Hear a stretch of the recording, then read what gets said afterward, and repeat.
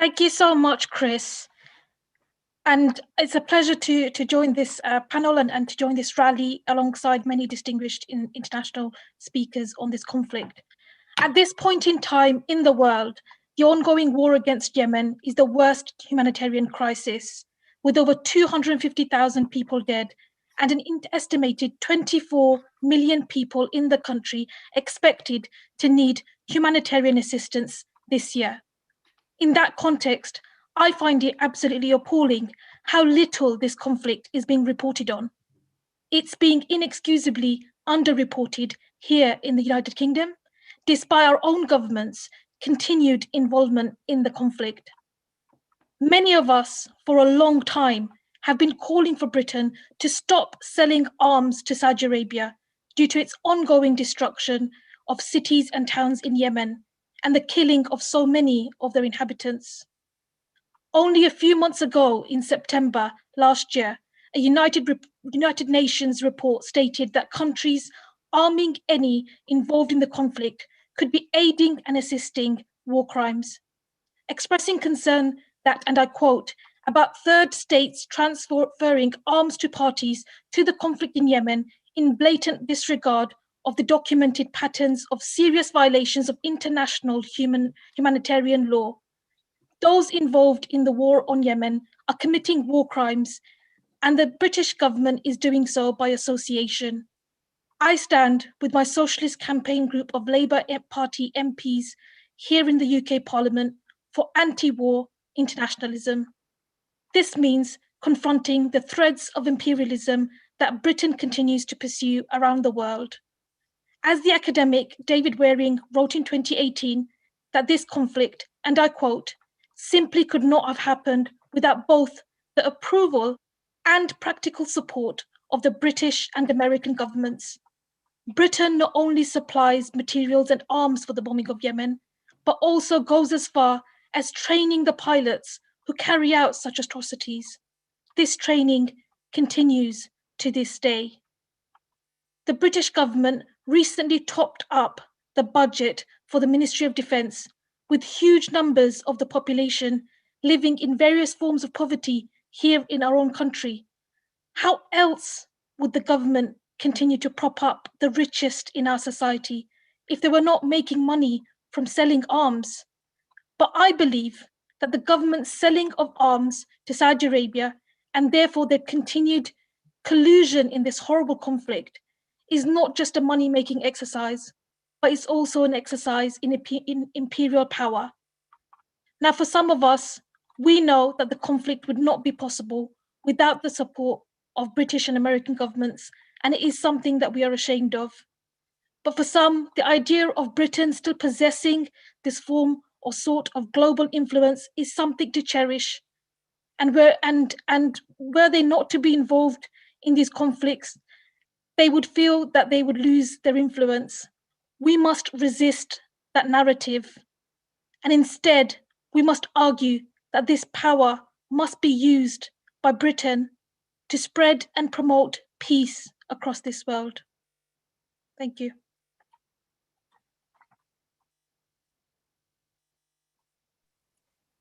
Thank you very much, Espana. This was wonderful. Our next speaker is Lindsay German. She's a governor and co-founder of Stop the War Coalition. Lindsay is a political activist, journalist, and author. She was a key organizer of the UK's biggest demonstration against the war in Iraq and is leading critic of the British government's foreign policies. Lindsay, glad that Thank you very much, Aisha. And I must say what a great pleasure it is to be here tonight with all these great speakers and also with such a good audience. And it's such a show of solidarity from around the world. And I looked at the chat at the beginning at where people had come from. We've got people from Havana, we've got people all over Britain, all over the United States, we've got people all over Europe and in the Middle East. So it's a fantastic feeling, this sense that we're all together and we're all putting the same message out here tonight. And I think it's the most important message because as it's already been said, this conflict is hidden in the British media, it's hidden in the United States media, it's hidden in all those medias because they do not want to tell the truth about what is happening. And I feel very, very strongly that we have had a year now of this dreadful pandemic, which has affected people around the world. We've had a situation where a year ago, nearly a year ago, the United Nations called for a world ceasefire so we would not have the continuing conflict like we're seeing still in Yemen. And that has been ignored by successive governments. And we are now in the throes of all sorts of conflict. And Yemen, as Apsana says, is the worst humanitarian disaster, the worst war that is going on in the world at the moment. And I think, you know, if you look at the figures, 250,000 dead, 80% of the people dependent on aid. If you look at the dangers of famine caused by blockade, if you look at the dangers of disease, you know, we worry about COVID in countries like Britain, quite rightly, because we have the highest death rate in the world per head of population because of the mismanagement and corruption and rottenness of our government. But if you look at what is happening in Yemen, they don't even know the scale of this because the ability to deal with health problems as well as to deal with the war is so difficult for people there. So this is about solidarity tonight, but it's also about saying, why is this war allowed to continue? It's allowed to continue because the British government, the United States governments, the European governments, these are people who are sustaining the Saudi regime in its bombing and in its bloody war against the people of Yemen. That is what is going on. If you look at the British government alone, the British government relies more and more on arms sales as a means of sustaining its economy, as a means of sustaining its place in the world as it sees it, as a means of doing all these sorts of things. The British government alone during this war has had arms sales to Saudi Arabia worth £15 billion. This is the kind of money that we are talking about, and it is an obscenity. And when you look, it's not just military advisors. The people from the RAF are in the control rooms with the Saudis, actually advising them where is the best place to bomb, how do you go about bombing, these kind of things. There is nothing that can be defended about this in the slightest, and every one of us here in Britain and across the world should be protesting about this kind of thing. So I think it's very, very important just to say, firstly, to our Prime Minister Boris Johnson, to Joe Biden, who's just come into office in the United States and who has promised that he will bring an end to this war, this has to be done immediately. And it isn't just about the immediate issues, it's also about the role of empire in the world. It's about the way the United States, Britain, and the European powers still think they have the right to intervene in the Middle East, to intervene in Africa, to intervene in all sorts of places in order to further their economic and military interests. We say enough is enough. So solidarity to everybody who's here, solidarity to the people of Yemen, and let's keep fighting, let's keep organising until we end this war. Thanks very much, Lindsay. Very inspiring appeal. We've hit a 1K attending the Zoom. That means that we're massively oversubscribed. So we've had to be redirecting thousands and thousands and thousands of people onto YouTube and Facebook pages around the world. So there's a huge number of people tuning in tonight, which is absolutely fantastic news. We've got reports of demonstrations or protests in Montreal in -14 degrees. There's a Zoom being organised by the DSA in France later on. Reports from the protests in Yemen and one in Anglesey as well in the UK. So that's fantastic news. And our next speaker is Yanis Varoufakis, who is the co-founder of DiEM25, but he's also a former finance minister in Greece, actually, but he's a very, very high profile, very, very energetic activist and an author on a whole range of issues, including campaigning against war and neoliberal capitalism. So we're very pleased to have Yanis with us. Over to you, Yanis. You need to unmute. Sorry. It's important to unmute for all of us during these muted times.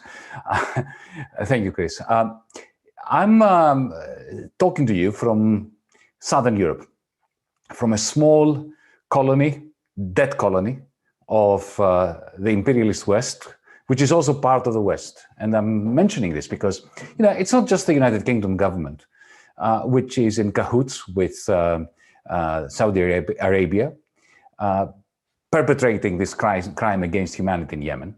You know, at least the UK government, they're making some money out of sales of weapons, not that this justifies it. I'm saying this with a tinge of cynicism, because our government here in Greece, we were told, you know, I lead a small progressive party in the parliament. We were astonished to hear from our prime minister that the Greek Navy, which hardly has enough fuel to go around the Aegean after 10 years of a debt deflationary destruction, right? We are sending a frigate, or we actually sent a frigate to Saudi Arabia in support of Saudi Arabia. You know, little bankrupt, destroyed debt colony Greece is contributing to Saudi Arabia because, you know, the great and the good are telling us that the way to get ahead in the world is, you know, to be on the right side of the mass murderers. If you are on the right side of the mass murderers, maybe they are going to be slightly less cruel to you, to a little country like Greece. Yeah, so it's a combination of money making, of geopolitics, and of the politics of fear that is infused in the hearts of you know, everyone. You know, the little people in my country are being told, you know, we have the neo-Ottoman Empire here, Erdogan in Turkey. We need to be on the side of the United States. Of course, the United States is on the side of Turkey, just as it is on the side of Greece, because they're selling exactly the same weapons to Greece and to Turkey, while making Greece send the frigate to Saudi Arabia.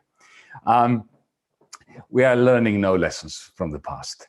Every bomb that explodes in Yemen, killing people that are subject to mass murder for years and years and years. Every such bomb is a bullet through the soul of every European, of every Western citizen. We are all guilty because even those of us who have demonstrated, we have not demonstrated enough about the crime against humanity being perpetrated in Yemen, Palestine, Kurdistan, all sorts of different parts of the world. The war is going on. It is global. It is morphing into different kinds of cruelty, of orchestrated, lucrative cruelty for those who benefit from it. And as I said, you know, the lessons of history have not been learned. I mean, I was reading only recently about an Ottoman army's attempt to put down a rebellion in a place called Yemen at the turn of the 19th to the 20th century, when the Ottoman armies were trying to put down the Zaidi tribes of Yemen, who then got quite sophisticated weapons and answered back, effectively humiliating the Ottomans. So just like in Afghanistan, in Greece, in Yemen, war is being perpetrated against humanity and against rationality, and it is up to the peoples of the world to unite against those who support through guns sales and through silence the Saudi expedition in Yemen today. Thank you.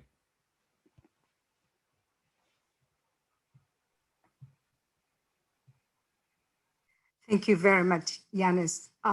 We appreciate your support, and you're right.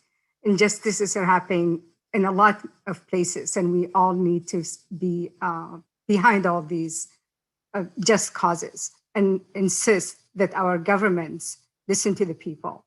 Thank you. We have now, Chris, we have something coming in from Italy. I'm not sure that Patrizia is here, so why don't we go straight on?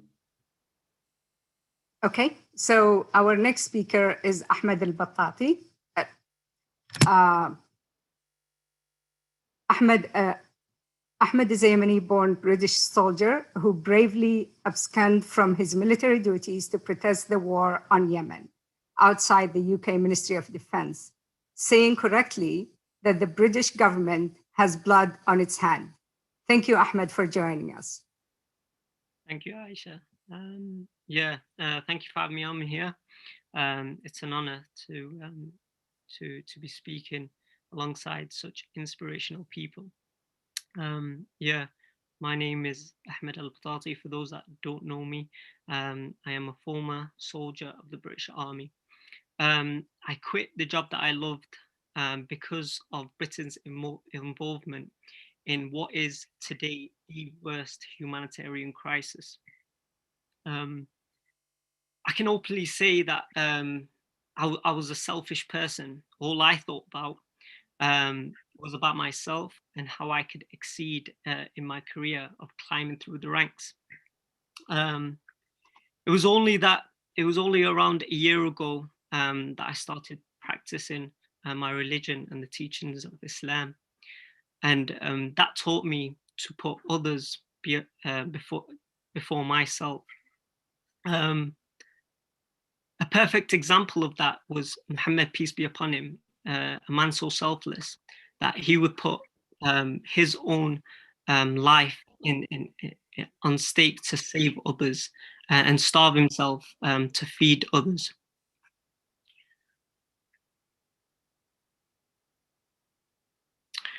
Yeah, so when I self-reflected, I knew that I needed to do more as an individual.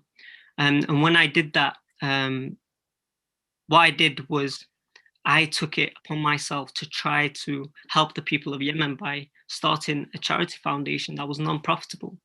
But the feedback that we got from the people of Yemen is that they wanted the war to stop. They couldn't depend on us giving them necessities and them not seeing a future for themselves. So we was quite taken back by the feedback that we got from them. So we started protesting to end the arms trade and to stop the war. We wrote to our local MPs, but we were pushed aside and ignored. I was quite angry and frustrated because the same government that were arming and supporting and fueling this war were the same government that expected a Yemeni like myself, a soldier, to fight for them and protect them.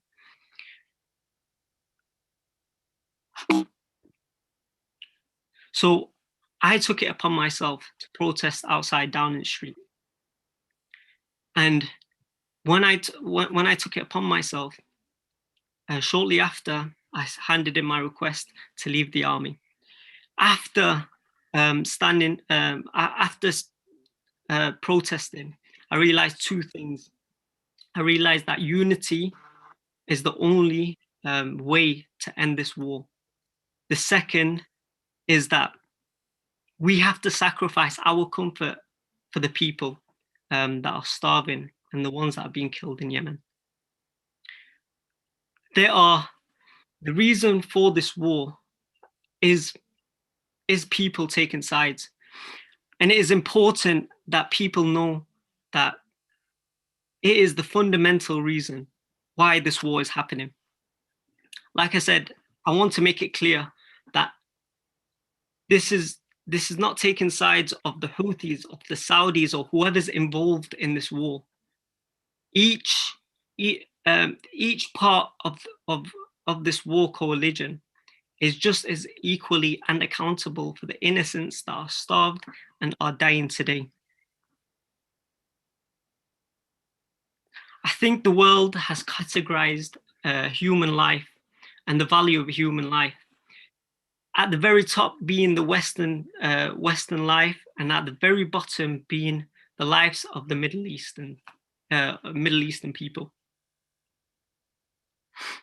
And what I mean by that is, if it was that not Yemenis being killed and starved, then they would take a different approach to this war. They will take different precautions to this war, and they would approach this war in a very sensitive manner. And that is the difference. With that being said, we need to stop taking sides. We need to unite and demand for this war to end. And what I mean by that is that we need to find peace by making peace talks and demanding our politicians to stand up and take responsibility of what's going on. Every person watching this now, I demand that this war, you should demand for this war to end and to see the future of the people of Yemen. The first steps to taking for this war to end is by seeing your role, what effects you have on people. I just spoke with the university people of the University of London, and what they told me is that the BAE systems are working alongside universities. That's something that we can take a hold of as students, as the young people, is to stand against that, is to stand against the injustice as young people. Yeah, thank you for having me on here. Honestly, it's been a pleasure. It's been an honor. If you like to donate to Yemen as well, there is a link to a GoFundMe on my Twitter. Make sure you check that out. And yeah, thank you. Thank you for this opportunity. Thanks very much, Ahmed.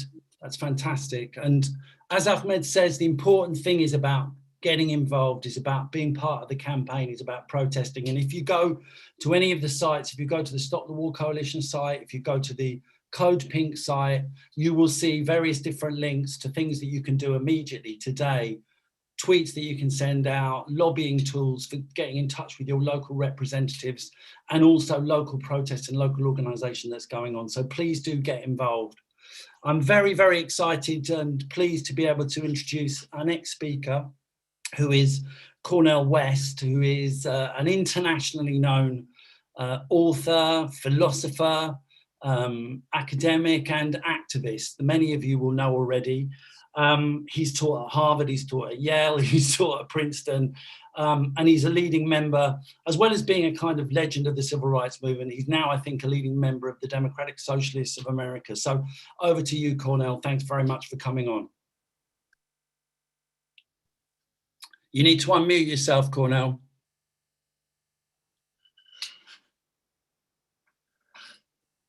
That's it.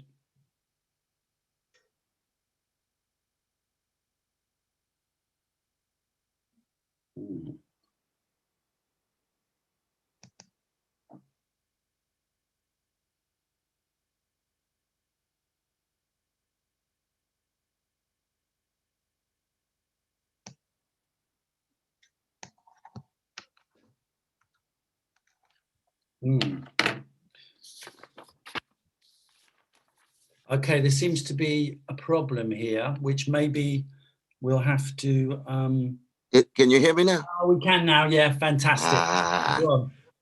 No, I'm just so blessed to be what I was saying, Brother Chris. I'm saluting you, I'm saluting my dear sister Aisha, and each and every one of us who's come together to raise our voices because we want to affirm the precious humanity of our brothers and sisters in Yemen, that we want to ensure that we keep track of this spiritual decay and moral decrepitude that takes the form of an institutionalized greed and an organized hatred against our brothers and sisters in Yemen. And we do this in such a way that we embrace all of those persons who find themselves in situations of domination and subjugation and degradation, not as some neoliberal glib gesture that makes us feel good, but rather because we have a genuine solidarity of care and concern. We stand here because we affirm truth, and the condition of truth is to allow suffering to speak. We affirm justice, and justice is what love looks like in public, and the love takes the form of raising voices, putting bodies on the line, and letting our brothers and sisters in Yemen know that they have not been forgotten, that their humanity will never, ever be rendered invisible, no matter what the corporate media has to say.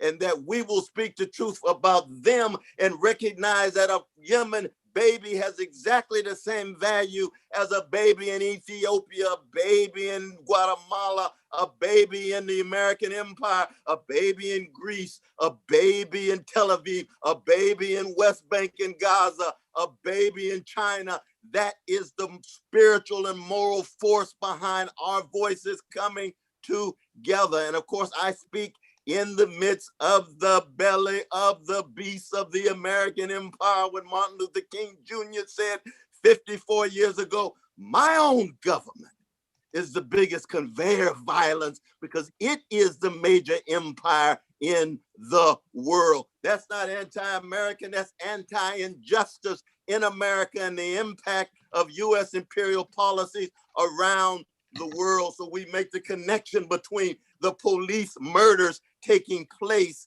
in the United States with the Wall Street crimes taking place in New York and big tech crimes, and connected to the Pentagon militarism. And it doesn't make any difference what color the head of the Pentagon is. It doesn't make any difference what gender the vice president is. If they don't meet moral and spiritual criteria of putting the least of these at the center of their vision, poor people, working people, no matter what color, gender, sexual orientation, or national identity, we will raise our voices.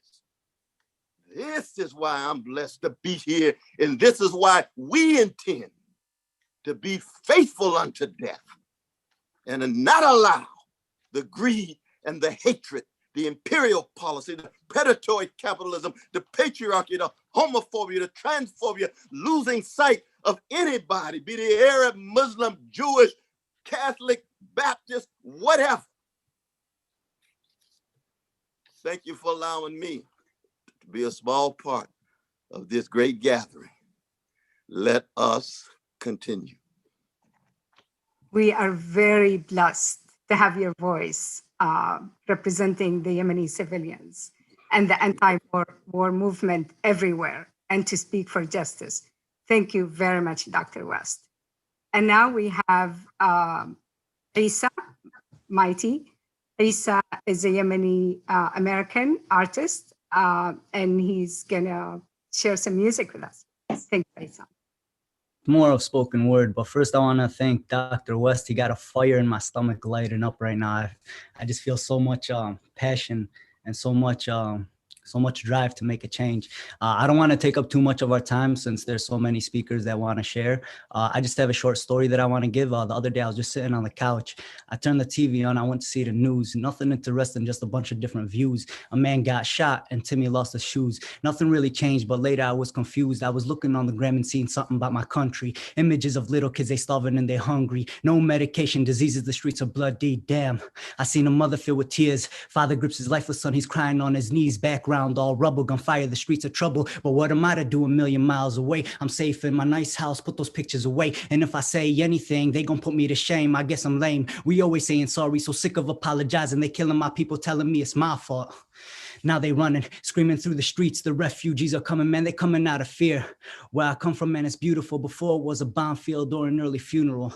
Now enter my mind, we going on a ride. Anything you know, forget it for a minute. This ain't Isa, this is spirit. Disconnected from reality, the one that you are used to. We could die at any time. Who are you and who am I? Only memories survive, even those could be altered. We've been praying to the internet, the phone became the altar. We drowning not in water, perfection has distorted. Lies being reported, we report them because we lie as human being. The most perfect imperfection. Feeding for affection, sexual attention has replaced. It's like weed that has been laced, has us coming back for more. Enough is not enough. A bottle being filled, but a hole is at the bottom. Roots becoming rotten, cultures are forgotten. I am just a sinner and nothing more than that. Jesus is my first name, Muhammad is my last. Raised in America, they lie about the past. Indoctrination ain't no education, what they teach about the blacks. Slaves, nothing more. Kings, not at all. And what about my people? We are savages that brawl. But you are civilized colonizers. Death follows you wherever, every land that you touch. Burned to the ground, invaded my home countries for the oil in the ground. Lack of pigment got you fearing skin that is brown. Cities that were cities are now rubble wasted towns, and yet we are the terrorists. Such arrogance, a bubble that was built by the godless. I am God sent, not a prophet or a messenger, a boy that's seen it all,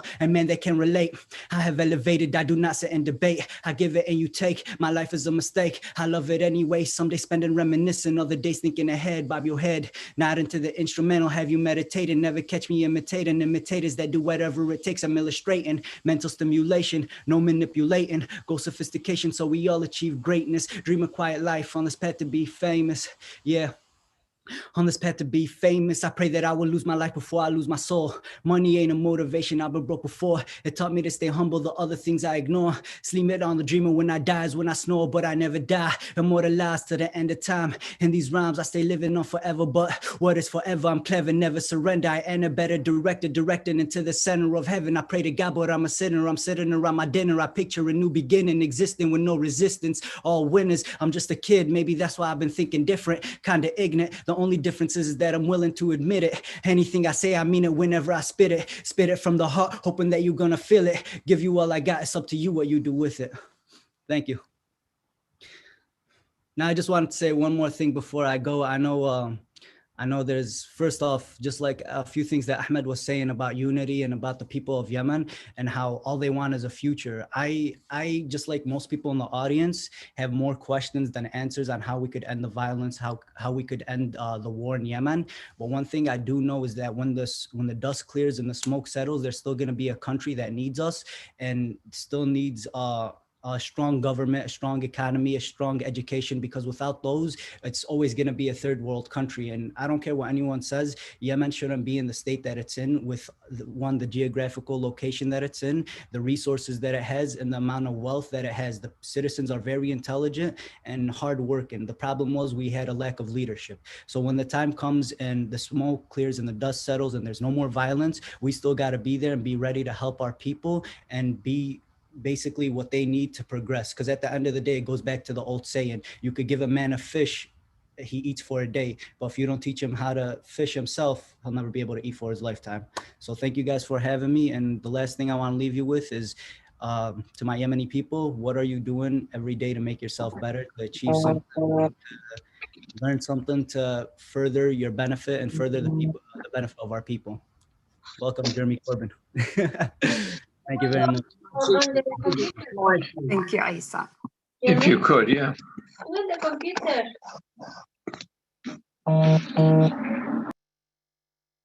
Chris, you're muted. That was fantastic, Isa. Thank you so much for that. One of the frustrating things about Zoom is that you can't have like massive shout out from the thousands of people that are watching around the world, and that goes to all the different speakers. But I'm sure people really appreciate what you've said and your performance. So I want to move on now to our next speaker, who is Kate Hudson. Kate's from the UK. She's General Secretary of the Campaign for Nuclear Disarmament in Britain, and she's played a major role, a leading role, in the campaigns against the wars that have taken place that the British government has been shamefully involved in over the last 20 years. Over to you, Kate. Thanks very much, Chris. It's great to see you and everyone else here this evening. It's an incredible turnout, and I'm so proud to bring solidarity greetings from CND to this global rally. What an incredible, incredible experience already. We stand shoulder to shoulder with the people of Yemen and all those working to end this terrible humanitarian catastrophe. But when people talk about a humanitarian catastrophe, sometimes they think maybe that's a natural disaster. This is nothing further from the truth. This situation, this famine, this destruction, this death and suffering is a man-made catastrophe. And here in Britain, we really have to face up to the truth that our government is playing a really significant and major role in this terrible, terrible catastrophe. And of course, today we're calling on President Biden to make good on his promises, to overturn immediately Trump's designation of Houthis as a terrorist organization, and we demand that he ends military support for the Saudi-led coalition. But we also here in the UK, we're calling on our own government, we're demanding that it ends its sales of weapons to Saudi Arabia and other coalition partners in this war. And we have to ask, how can there be peace in Yemen while Saudi-led forces using British-made fighter jets to drop British-made bombs and fire British-made missiles? Our government's sales of weapons are fueling this war. Vast profits are being made from the killing of innocent civilians on a huge scale. And these sales have to end. This trade in blood and death has to end. And we must force our government to change track. We have to put all the energy, all the power of our movement behind that demand in the same way that we did at the time of the war on Iraq. And it's time for human lives to be put before profits. And it's time for the arms industry in the UK to diversify. It has to move away from weapons production and towards production for human need. The pandemic brings that home to us more clearly than everything. And it's time for our government to comply with international law. There's overwhelming evidence, there's repeated breaches of international humanitarian law by the coalition. It's overwhelming, yet the UK continues to support airstrikes, providing arms, maintenance and support. So this is really fundamental for the movement here to take action and bring change on this. So, Chris, just to finish, it's been so moving and inspiring to see the images from Yemen today, the massive protests taking place, and to know that we are in solidarity around the world with those people in struggle. We're proud to be part of this global movement. We stand with you, and we will do our utmost to end this brutal war. Solidarity with the people of Yemen.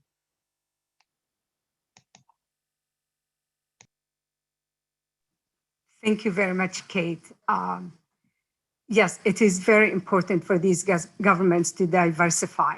They cannot build economic growth on killing other people. That's just totally unacceptable. We have on the agenda Representative Ro-Khanna. I don't think he's on yet. So we'll just move on to the next speaker, and Jihan. Oh, perfect. So welcome, Congressman Khanna. We're delighted to have Congressman Khanna with us today. Ro-Khanna is a leading foreign progressive and one of the leading congressional voices against the US aid to the Saudi-led war in Yemen. His commitment to public service was inspired by his grandfather, who was active in Gandhi's independent movement. Welcome, and we're delighted to have you with us. Thank you so much. Thank you, and thank you for your incredible activism and the activism of so many on this call. Yemen is the greatest humanitarian crisis in the world. Ending this war and providing the relief that is necessary to civilians in Yemen has to be our highest priority. It has to be our highest priority across nationality, across religion, across party. I am committed to working with Senator Sanders and the Biden administration to bring this war to an end. Martin Griffiths, who I'm in regular touch with, and the UN envoy, has done tremendous work to try to resolve this conflict. Unfortunately, over the last 4 years, he hasn't had a partner in the United States government. That will change. Senator Sanders and I will be advocating and introducing again War Powers Resolution to stop any logistical support, any intelligence support, any military support to the Saudis in their campaign in Yemen. That has to take place. We also need to make sure that the Saudis pay reparations and lift the blockade so that medicine, food can go into Yemen, and so that the $3 to $4 billion that are going to be required immediately to help young children and to help families, it gets there. I've had constructive conversations with Secretary Blinken and Jake Sullivan in terms of and their teams, and I believe that the Biden administration is committed to ending this war, and I look forward to working with them. And most importantly, I look forward to continuing to hear your voice, the voice of activists. We've had Gio Saba and Kate Gold and on my team, and Keen Bhatt, who have reached out to so many activist groups. Your voices matter. You helped bring this to our attention in Congress. Please know that what you're doing is making a difference, and we look forward to continuing to engage you to bring this war to a close. Thanks very much, Rokana, for speaking. That's absolutely brilliant. It's great to have you on.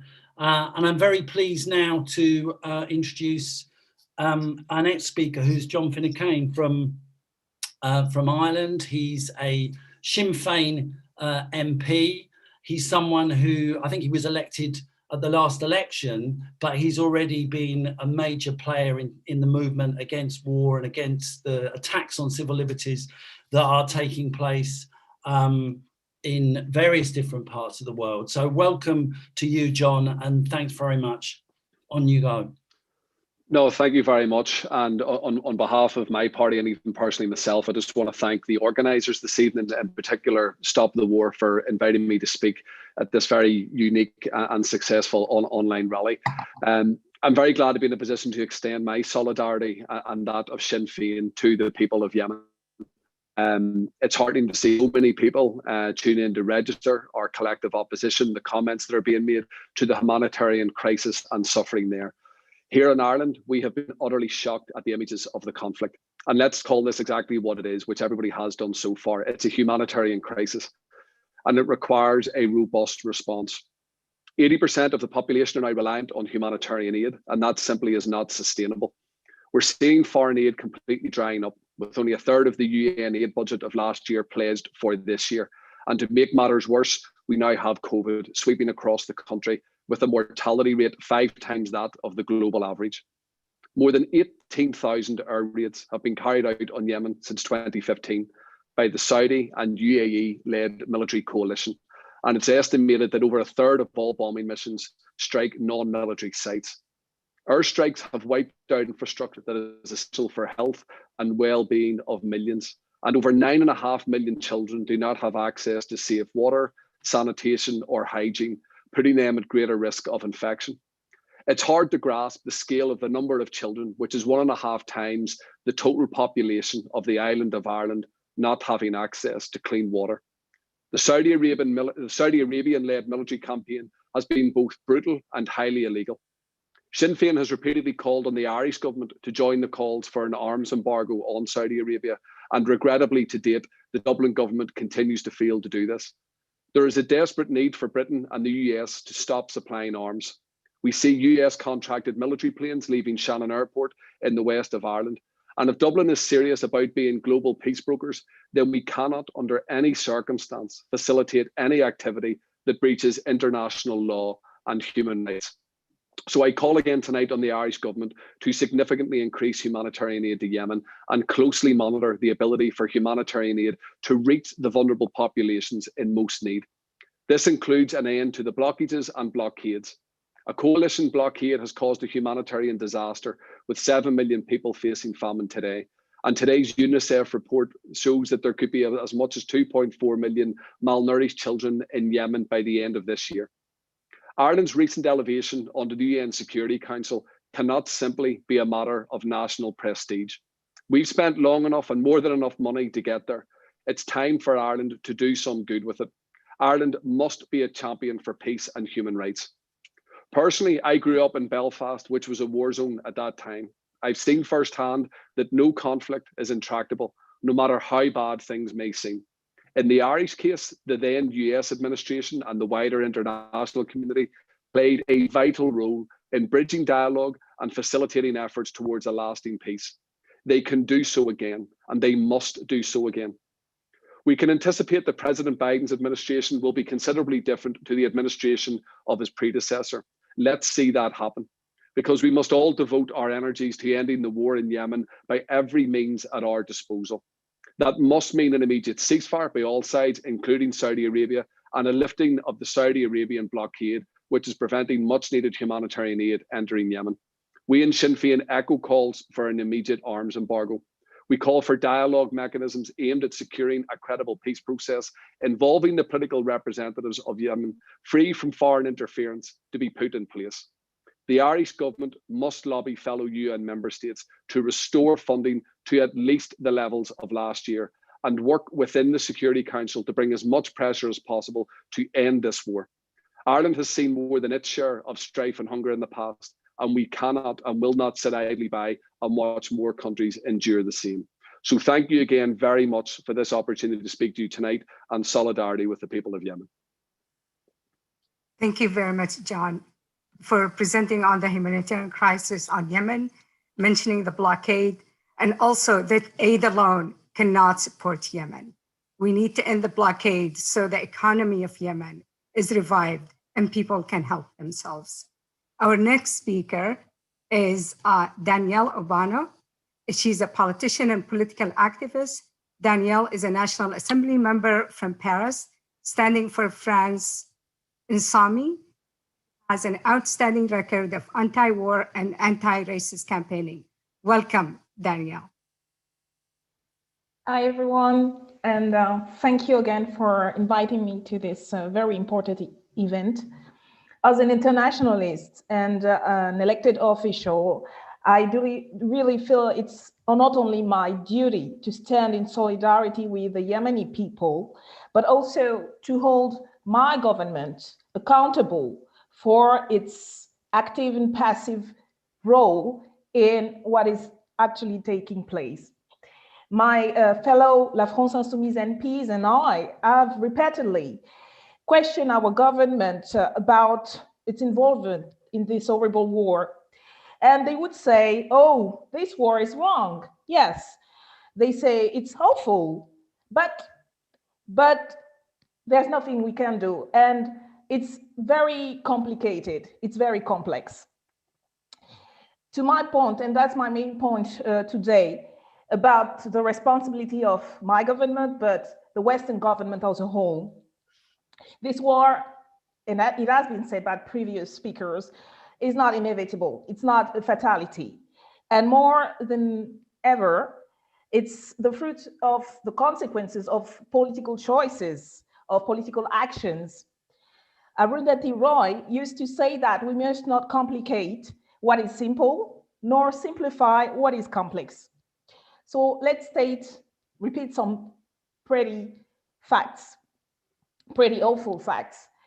Around 250,000 people are already dead in Yemen. 80% of Yemenis are living in poverty. 2/3 of Yemenis depend on humanitarian aid or for food. Less than 50% of the health facilities operate. An 80% drop in GDP has been witnessed between 2013 and 2015. The famine that threaten now nearly 30 million Yemenis, 24 million children are malnourished. And above and with COVID, there are also news about cholera epidemic. So the fact that this war must end is not anything complex. What is the French government doing? It sells arms to Saudi Arabia. It was indicated in a confidential note from the Directorate of the Military Intelligence that was transmitted to the President of the Republic, the Prime Minister, the Minister of Army, and the Foreign Ministers in 2018. And it was revealed to the press that we sell cannons, missiles, and ships to Saudi Arabia. That note made it very clear that these weapons are indeed used for offensive purposes and may have been used to commit war crimes, in particular, the bombing of civilian population. The guns are deployed along the Saudi-Yemeni border. So there is nothing complex about this. France is also in breach of the Arms Trade Treaty, which prohibits the transfer of arms that could be used to commit war crimes or crimes against humanity, and obliged state parties to deny export if it considers that there is a risk that the arm could be used to commit war crimes and crimes against humanity. That is not complex at all either. The site of French multinational Total has been used as a prison by the regime, and President Macron has received with all honors the Saudi leaders. That is not complex at all. So I could keep going on about those facts that shows the direct involvement of our government in France, but other governments in the Western world about this. I just wanted to end by saying that the involvement of our government is part of what is going on. So our involvement as people, and especially as elected officials, is also part of what can happen. Our government bears a responsibility for those deaths, this famine, and the catastrophic situation, and this has to stop. Our responsibility is to make it happen, and I urge everyone listening now to spread the word, to phone their elected official, to send emails in order to be part of this very important movement that can actually stop what is happening in Yemen. So let's do it together, and I repeat my deep, sincere solidarity to the people of Yemen, and thank you very much for organizing this action. Thank you.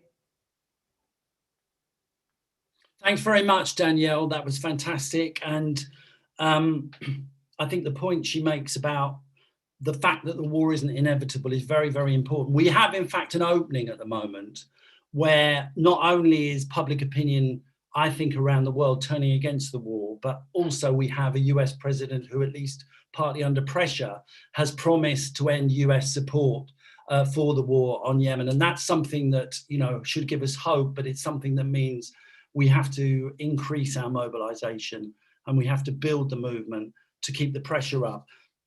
I'd just like to say, I've just had a couple of announcements. One is that we can't do the complete calculations because it's being, the event is being streamed in so many places, but there are thousands and thousands of people who are watching this on Facebook and on YouTube.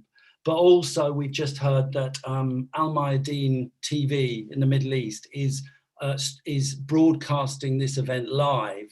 It's one of the biggest TV channels in the Middle East, has millions and millions of viewers. So it's fantastic to have a feeling that we're building a movement that has real impact. So I think I'll go now. We're hoping to get Jihan Hakim on the line. I don't know if she can hear us. She's kind of on. Jihan, are you ready to say? Yes, she is on. Brilliant. Hi there. Can I just say that Jihan has been one of the main organisers of this movement in the US and in terms of globally as well. She's been a very, very important player in making this happen. I think she's also reporting live from a protest near where she is. So I'll hand over to Jihan. Hi, everyone. Extremely grateful for everyone who is on the panel, everyone who is tuning in from the States and across the world. Yes, I am in San Francisco, and we have organized a car caravan in order to abide by the social distancing guidelines. So we are just lining up right now, and we're going to be headed to BlackRock. BlackRock is a major investor in the larger bomb manufacturers such as Raytheon, Lockheed Martin, General Dynamics, and Boeing. We're going to stop there and have a small rally, and then we're going to end at Nancy Pelosi's office, Speaker of the House, since she has not been really consistent on her role when it comes to really pushing the War Powers Resolution. So we're going to end there.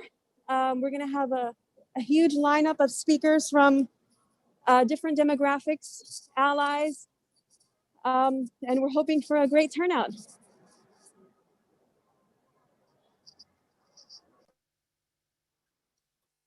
That's great. Thanks very much, Jihan, and thanks very much for all the work that you've done. Good luck with the protest. I think I'll go straight on now, as Aisha seems to have disappeared for a second, and introduce someone we're very pleased to have on the panel. She's Dr. Shireen Al-Adami. She's I believe, a professor at Michigan State University, but she's also a very high-profile speaker on behalf of the Yemeni people in the United States. And she's been a tireless campaigner and advocate for the anti-war movement in the US on this particular issue and on many others. So we're very, very pleased to welcome Dr. Shireen Al-Adami to the panel. Thank you very much for having me. And it's a true honor to be here with you today. It's also an honor to have been working alongside my Yemeni American sisters, Aisha Jaman and Jihan Hakim, over the past few years, as well as so many of you who have answered the call of Yemenis to end this Western-backed war on Yemen. For me, the fight to end the war in Yemen, where I was born and raised, has been very personal and also the most difficult and painful thing I've been part of. There were times where, especially in the early days in 2015 and 2016, where it felt like a very small group of us was yelling into the void, and people either didn't know what was happening in Yemen in our name, or were reluctant to challenge President Obama's war in Yemen. What I've seen since then, however, is a growing momentum that led to the historic passage of the War Powers Resolution, first introduced by Representative Rokana, who joined us earlier. I wanted a chance to say thank you to him in person, and Senator Bernie Sanders in the Senate. It was an uphill battle, and the veto was devastating, even though it was entirely expected. But what I saw then and what I'm seeing today is that so many people, thousands of people, many of whom have never been to Yemen, are willing to put their energies and their time into stopping a war that has caused untold misery and suffering. I've often said that the war in Yemen is not forgotten, but ignored. But today I'm happy to see that Yemen is ignored no more. As a Yemeni Canadian, I call on Prime Minister Justin Trudeau to end the $15 billion arms deal with Saudi Arabia. The arms manufactured in my hometown of London, Ontario, are used to oppress civilians in Yemen. President Trudeau, it is your responsibility, both legally and morally, to stop fueling this war on Yemeni citizens. As a Yemeni American, I also call on President Joe Biden to stop fueling every aspect of this war in Yemen, from training Saudi and UAE soldiers and pilots, to intelligence sharing, to targeting, and to arms sales. President Biden, you unjustly entered this war back in 2015. It's now your responsibility to end all forms of support for this war and to remove all barriers to humanitarian assistance, including lifting the blockade on Yemen. I also call on our lawmakers to pass another War Powers Resolution that will make enforcing this more transparent and reversing it more difficult. And as a member of the global community, I want to urge citizens whose countries are bombing and starving Yemen to join us or to continue working alongside us to end our government's complicity in mass murder and, frankly, genocide. Well over 100,000 people have already been killed. Over 250,000 people have died from preventable illnesses and starvation, and millions more are facing starvation right now. And every 10 minutes, a child under the age of 5 is slowly and violently starved to death. But I'm hopeful that together we'll end this war, because many people saw Yemeni homes destroyed by globally funded and supplied weapons, and they looked away, but you did not. Many people saw Yemenis being starved by an illegal and inhumane blockade, and they looked away, but you did not. And for that, I thank you. I want you to know that all of your efforts matter. All of your writing, your speaking, your protesting, the tweets, the emails, and the letters, all of this matters. And one day Yemenis will have a chance to pick up the pieces and to chart their own course, free from international meddling and intervention. One day bombs won't be dropped on innocent people in our name, and those who profited from this war will be held accountable. Until that day, I call on everyone listening and watching today to continue fighting for the sake of 30 million Yemenis, no matter how long it takes, no matter how lonely it gets, and no matter how difficult it is, because Yemen matters and Yemen can't wait. Thank you so much for your solidarity.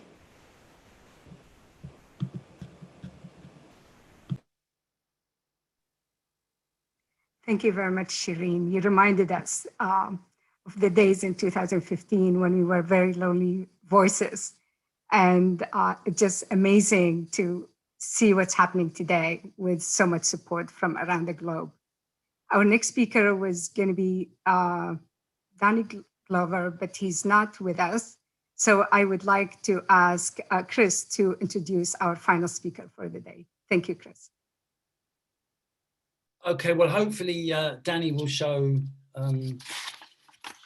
up in a few minutes. But in the meantime, we're very pleased to have Jeremy Corbyn with us today. Jeremy is probably the most left-wing leader of the Labour Party has ever had in the UK. He was leader from 2015 to 2020. Amongst other things, he's a lifelong campaigner against war and against racism and against attacks on civil liberties. In fact, before becoming Labour leader, he was the chair of the Stop the War Coalition in the UK for many, many years. I regard him as a personal friend, but he's a friend of all the movements that are campaigning against war, against imperialism, and against austerity at home. So we're very pleased to have you with us, Jeremy. The platform is yours.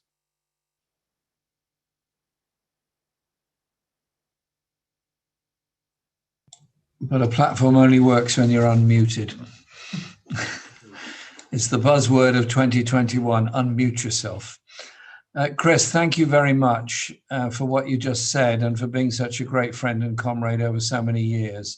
And thank you to everyone in Stop the War Coalition for staying the course. We founded it in 2001, and here we are 20 years later, having contributed massively to political discourse in Britain, changed the agenda on so many things. And now I'm so pleased that we are taking part in this incredible global call. The technology was available for a long time to do international calls like this. We didn't use it enough. But the one advantage of the COVID crisis is that people suddenly realize that it's perfectly possible to have a really big rally online like this, as well as directly on television in the Middle East. And so I want to say welcome and thank you to everyone that's watching us today.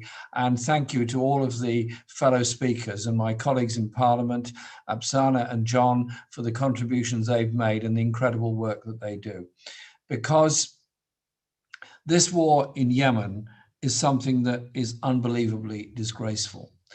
But voices all around the world, and I was just looking at photos of the rallies today in Sana'a and other places, massive rallies of people saying they've had enough of this war. They've had enough of the death and the destruction that this war is bringing to the people of Yemen.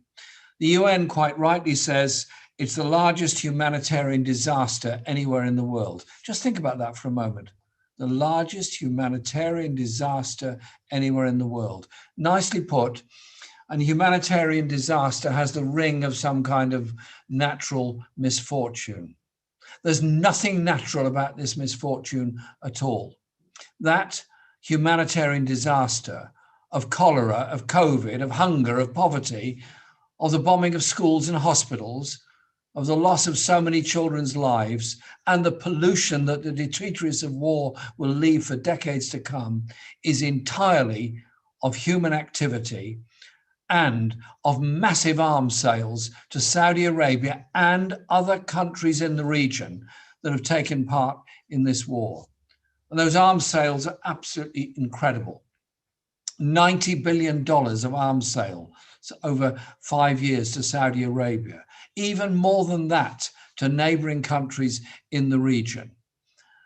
And those arms sales have made massive profits for the arms industry and massive destruction for the people of Yemen.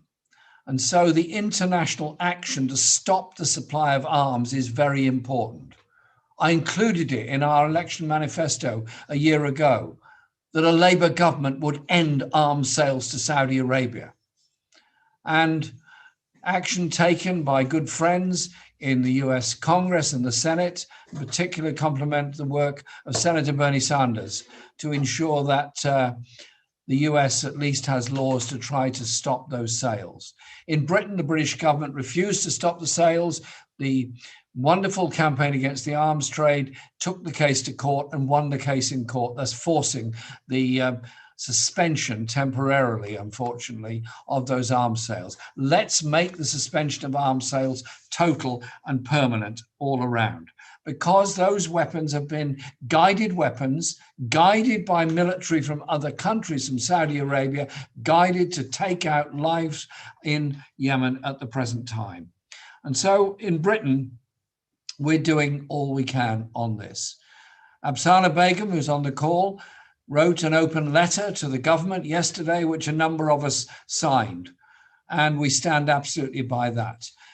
I drafted, or Chris helped me draft, a motion on Yemen, which is being placed before Parliament tomorrow, which a large number of colleagues are going to sign. And I believe it shows the need for a War Powers Act in Britain just as much as it needs a War Powers Act everywhere else around the world. But a War Powers Act on its own won't solve the issue, because a War Powers Act merely means that a Parliament or Congress decides whether to go to war or not. I want us to look at things on a slightly more fundamental way. Profits are being made from the killing of children. Profits are being made from the destruction of an entire country. And the proxy war that is being sought by a number of countries between Saudi Arabia and Iran is part of this. Let's stop, hold a ceasefire, and allow the people of Yemen to decide their future, and allow the aid in that's now so vitally necessary to deal with cholera, COVID, poverty, hunger, and lack of medicines. But it's also what we do globally.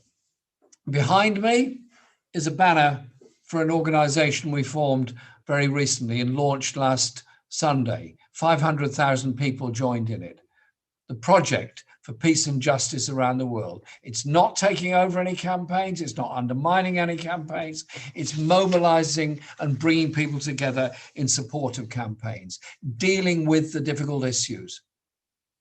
If we are to live in a world free from war, you have to look at the issues that the planet faces.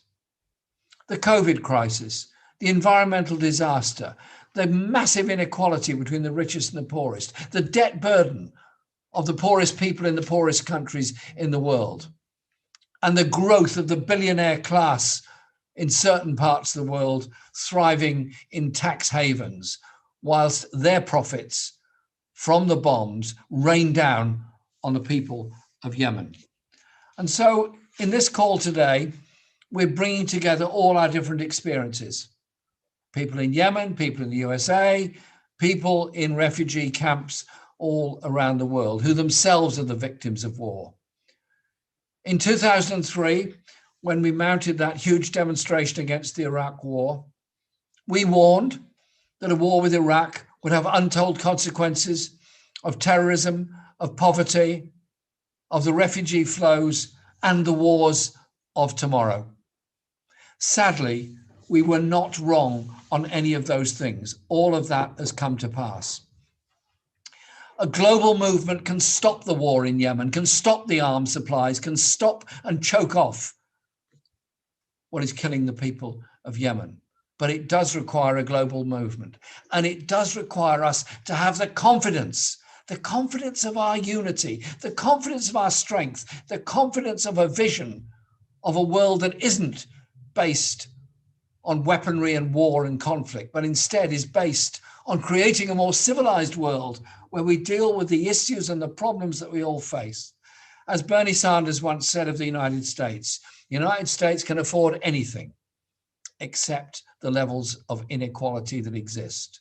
The same applies to this world. So, in our unity, let's support the people of Yemen. In our unity, let's stop the war in Yemen. And above all, in our unity, don't just come together to oppose the war in Yemen as we're doing today. Come together to oppose the rise of the far right and racism all around the world and bring people together in that quest for peace and ending poverty and the unity that will come from it. Thank you, everyone, for joining this call today. Let's make sure that next time we meet is to celebrate the end of the war in Yemen and celebrate the support that's necessary to the people of Yemen to deal with wholly preventable diseases like cholera. No child's life should be ended at 3 or 4 or 5 from cholera caused by the bombs that are raining on them, that have come from very wealthy companies all around the world. Stop the war in Yemen now. Thank you very much, Jeremy. This is something that we all needed to hear. peace and justice for people of Yemen, peace and justice for oppressed people around the world, including in the UK and the US, those poor people who've been affected by COVID-19 and without a lot of support from their own governments. The other thing also, I'm a public health professional. I do health projects in Yemen. I want to remind people that malnutrition that we see now in Yemen is going to be affecting children for many years down the road because it impacts their growth, it impacts their development, and including mental development. There is also going to be a huge issue with mental health in Yemen. So Yemen is going to be needing a lot of support in the peacetime and reconstruction phase of it. I would like to call on everybody who is on with us today, especially those who are in the US, to demand that Congress and the President Biden to immediately stop foreign aggression on Yemen, stop weapons and war support for the Saudi and the UAE, lift the blockades on Yemen and open all land and seaports, and restore and expand the humanitarian aid for the people of Yemen. Please call your representative today at 1-833-STOP-WAR. I know that a lot of people in a lot of different countries have also their own ways reaching out to their representatives and their governments. Please do. We are, like Chris said, we are the majority now, and our will needs to be answered. So thank you all, and Chris, I leave the floor to you. Okay, Aisha, well, thanks very much to you. Thanks to all the speakers. Thanks to all the organisers as well around the world. And thanks to everyone who came on this Zoom rally, which I think has been a real breakthrough in the campaign. The crucial thing is, if you're not already involved, get involved. Go to one of the websites, the Stop the War website, the Code Pink website, the other websites that have been backing this day. Get involved, sign up. We'll be organising more events in the future, and keep lobbying, keep protesting, stay loud on social media, make sure that the word gets out about tonight and the word gets out about the massive level of opposition to the war there is around the world. We're fighting a campaign here to win. We're protesting to win. We want you to stay engaged, to keep struggling and keep fighting. Solidarity to you all, and thanks very much for coming. Thank you, Chris.